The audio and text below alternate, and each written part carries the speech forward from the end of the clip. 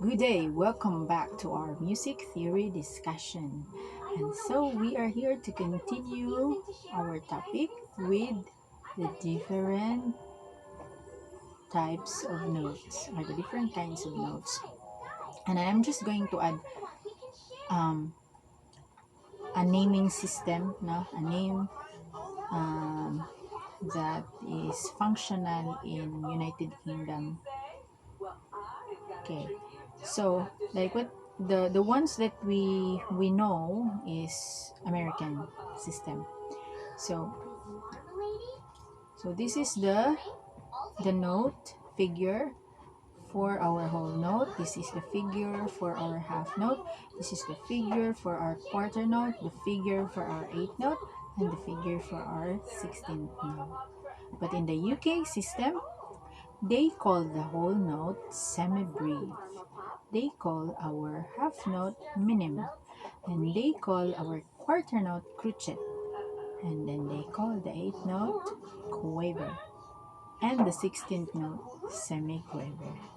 So that's the only difference now in their names. But with regards to the values, it is just the same as what we have discussed. So the values will be dependent on what is the time signature of the notes, where the notes belong to when they are written as music. So it will be influenced by the time signature.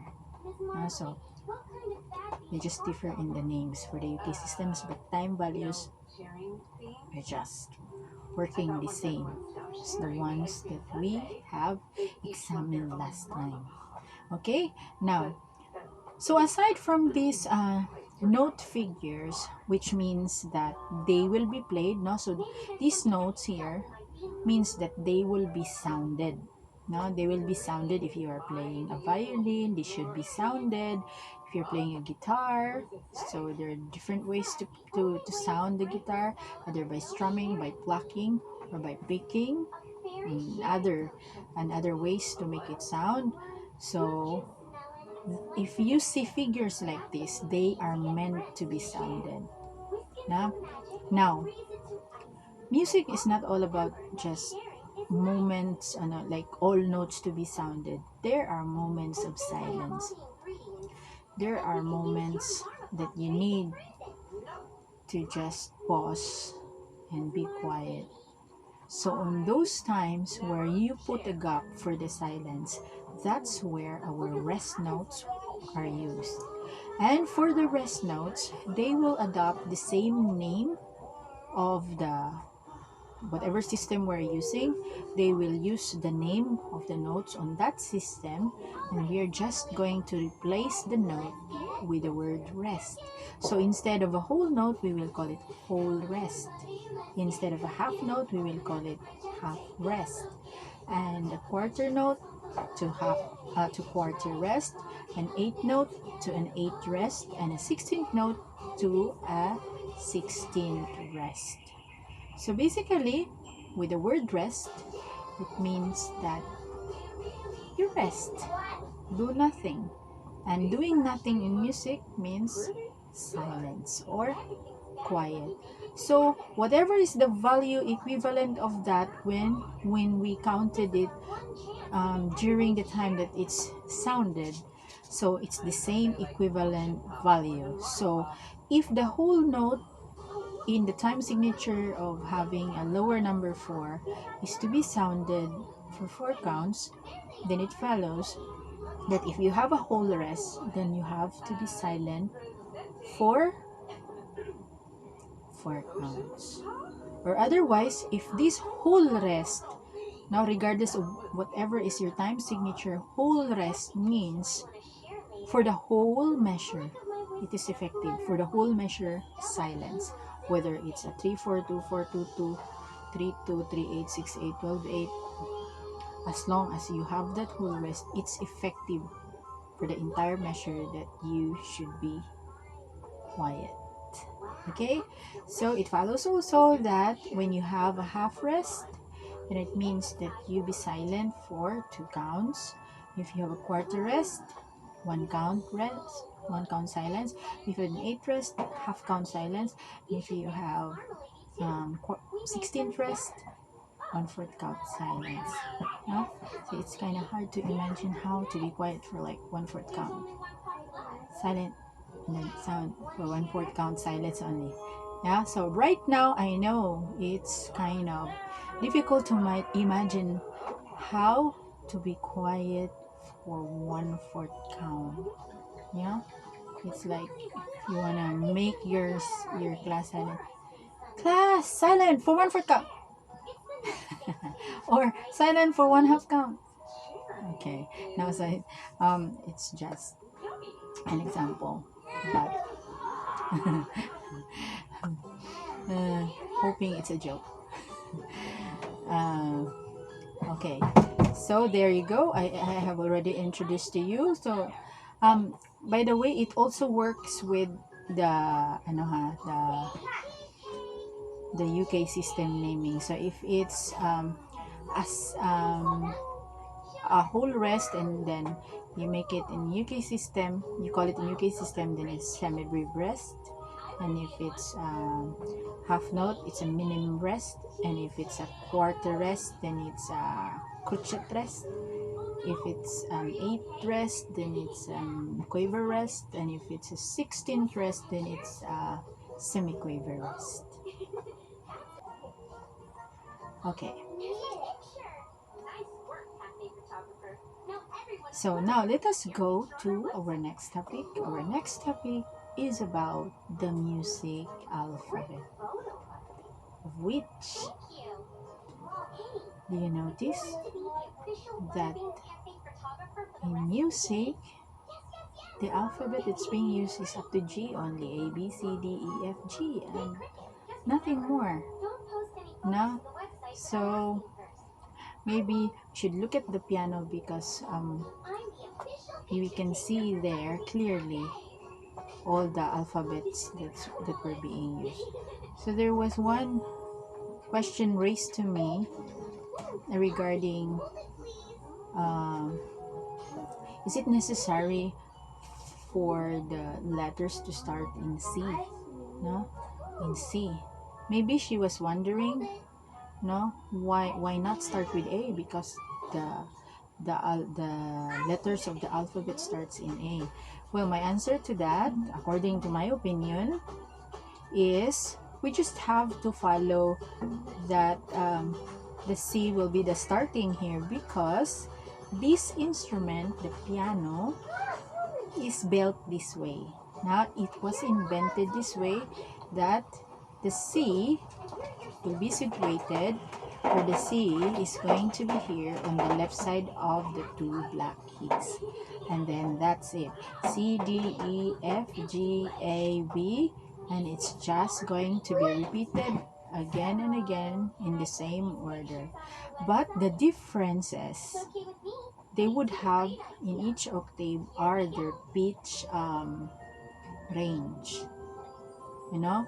So in music, the interval between one pitch to the other is just around we use the 1/2 step and the whole step on that. So if you add more, if you keep on adding more half steps, so it's just like what we do in math. We just add, so 1/2 plus another 1/2, then that makes it the new distance is whole step. And then if you add another half, then the new distance is 1.5. If you add another half, it becomes 2 whole steps. And then if you add another, then it increases that way by half, by half, by half. So that's how it works in music. Now, the point is, I'm talking to you about this is because of the structure of our piano. No? So if we are going to look at our full size piano, the full size piano is made up of seven octaves. So here we are looking now at a diagram, or at a figure, at a keyboard illustration where you have 7 octaves. You see, the one here in the middle, that is where your middle C is. So the first C there on the left side of the tube like this, that's what we call middle C, because practically it's in the middle. And it's in the middle because to the left side of this 1 octave are 3 octaves that, as you explore going down, continuously goes down by half step each time.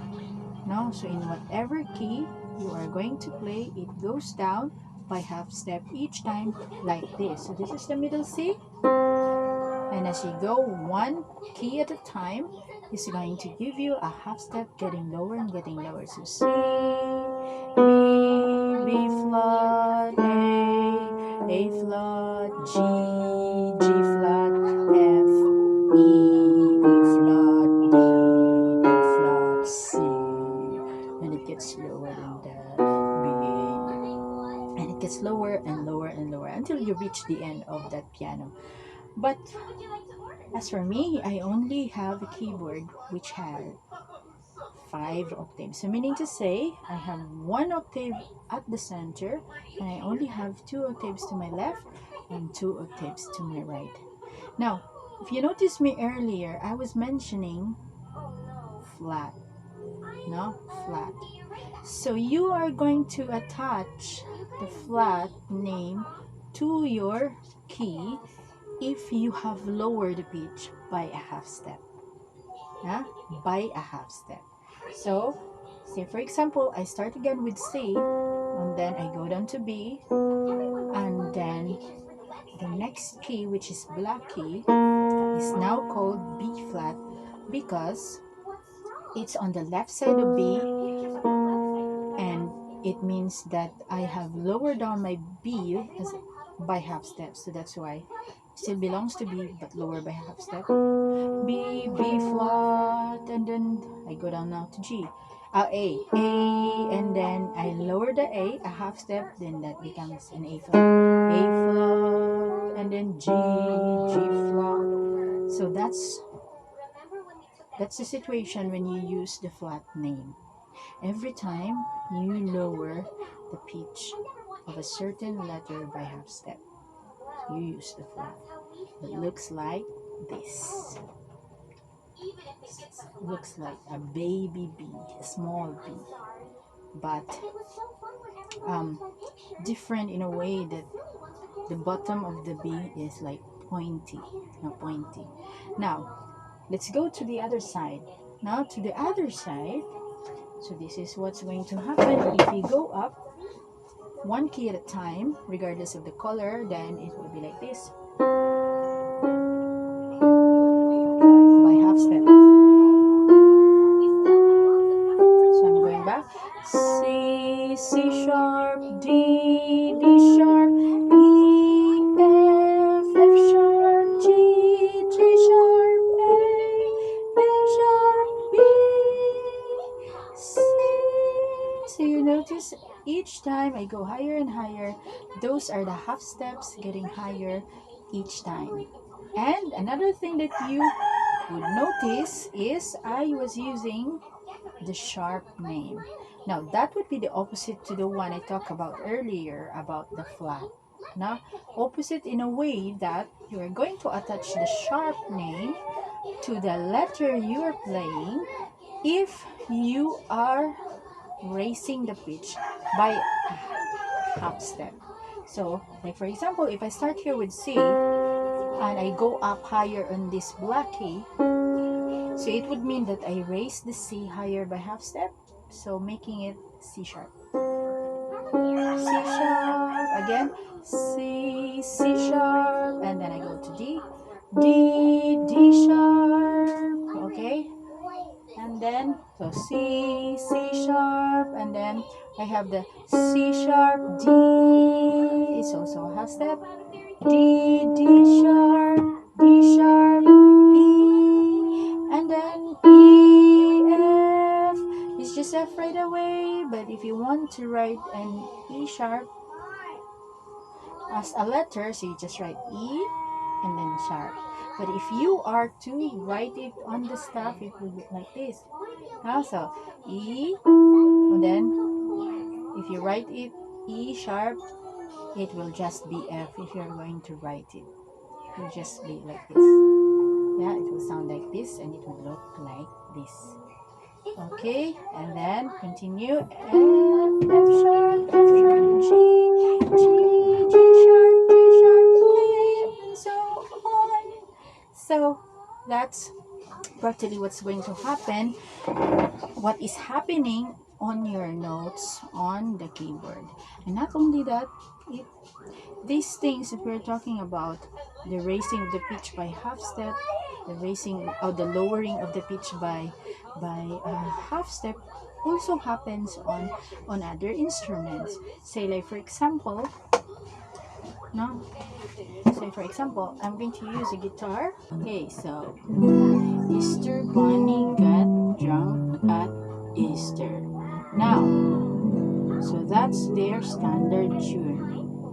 But here, since we have frets here, the moment we are going to press the strings, any strings here, it will change by half step each time. You see, this is E. Okay, if I'm gonna press it here on the first fret, it will change by half step.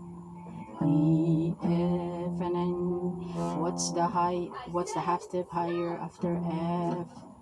It's F sharp, and then F sharp, G, G, G sharp, G sharp, A, and then what's after A sharp, B, and same is true with the other strings. So this is A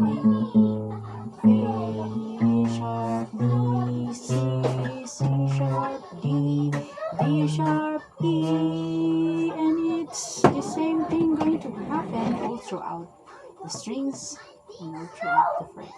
There will always be a half step change. Now, so if you are going to the direction of the sound hole, the half step, it's going to change, getting higher and higher each time.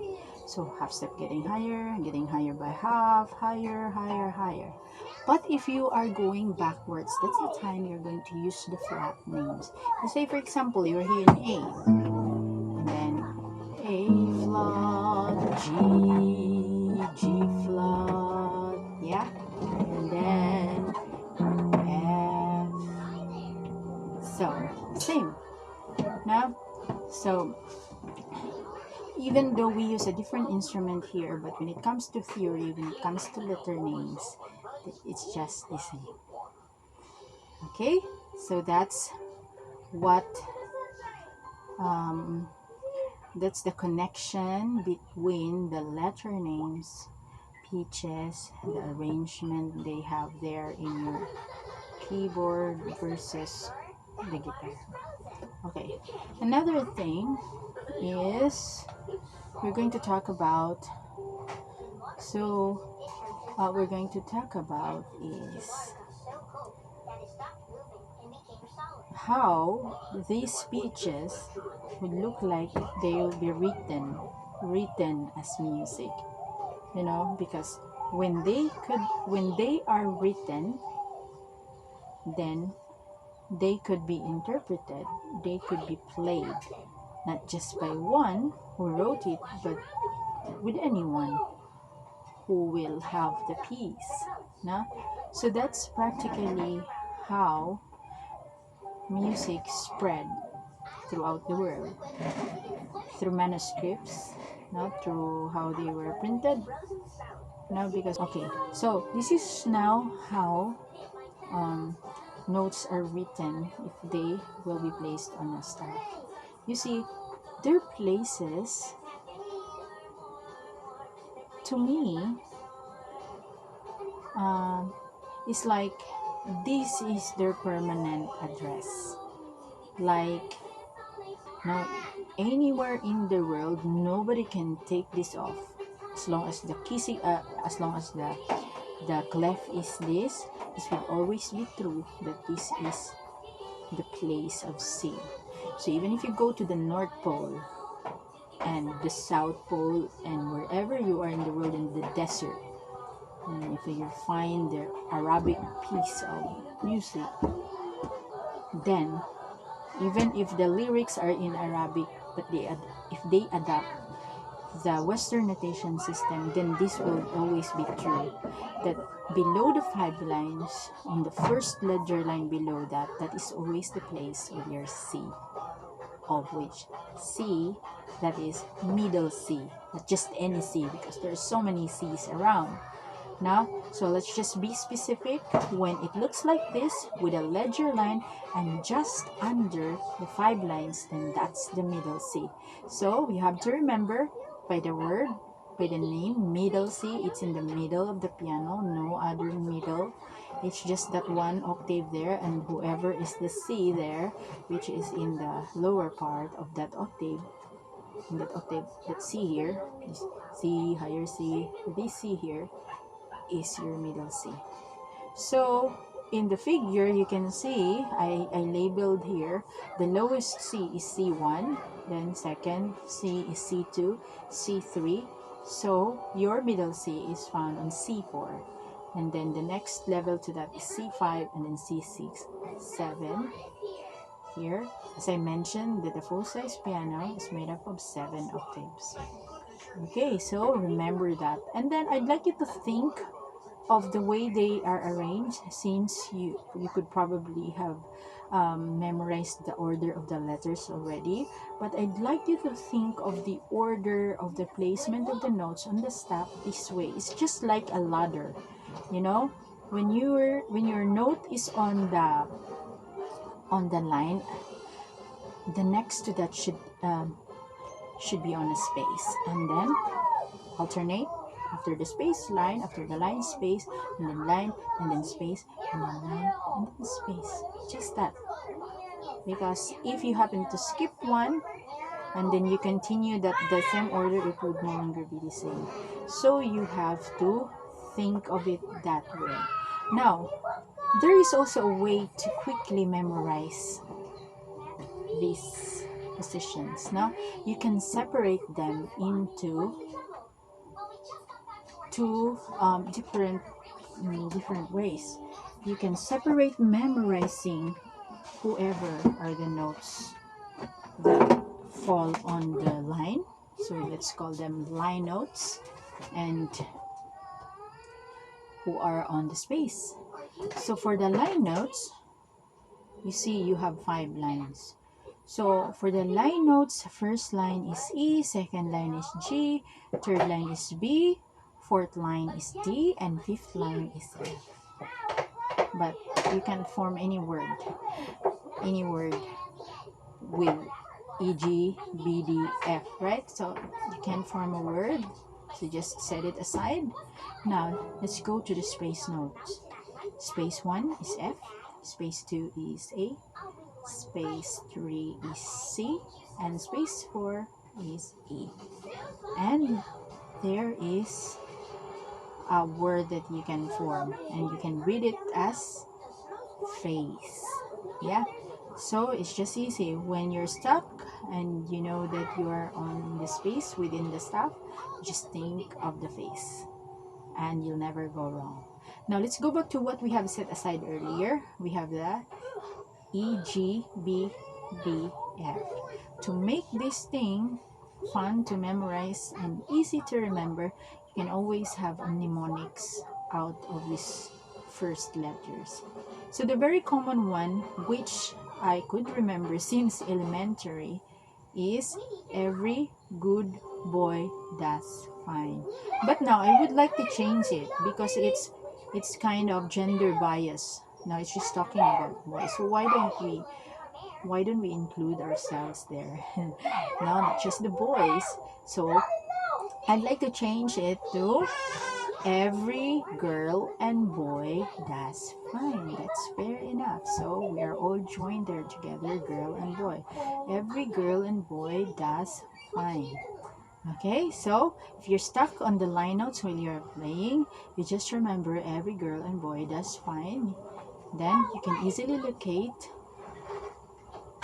your letter. That's how it works. Okay, and that is true for the staff having the G clef. Because if we are on a staff with the bass clef, the position of the letters of the notes look different. Because, okay, one reason is that when you're on the bass clef, your range is starting from here on the middle C and then going down. That's why our notes here is on a slope going down. Yeah, because here we start from the middle C, and then of course because we're going down, we're going to the left side, we're going to the left direction. So after the C is B, so that's how it's written.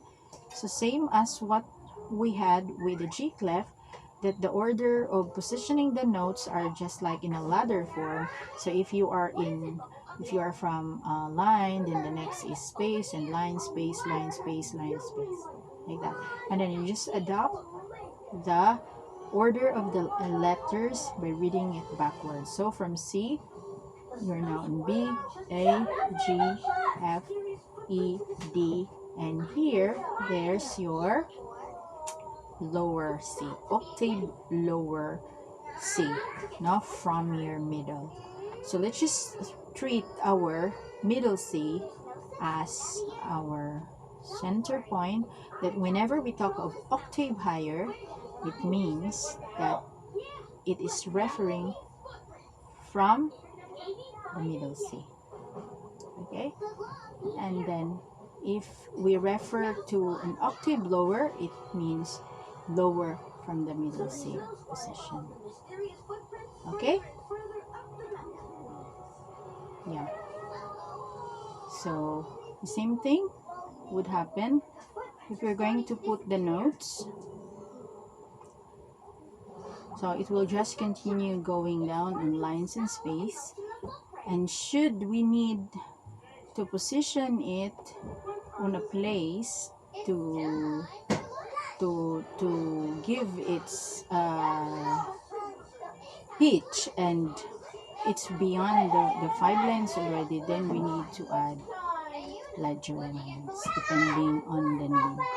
And if ever the location of your note is too low, that would require you too many ledger lines already, then you can make use of the octave sign, wherein you don't need to write more lines anymore, but rather with the help of the octave sign, it will help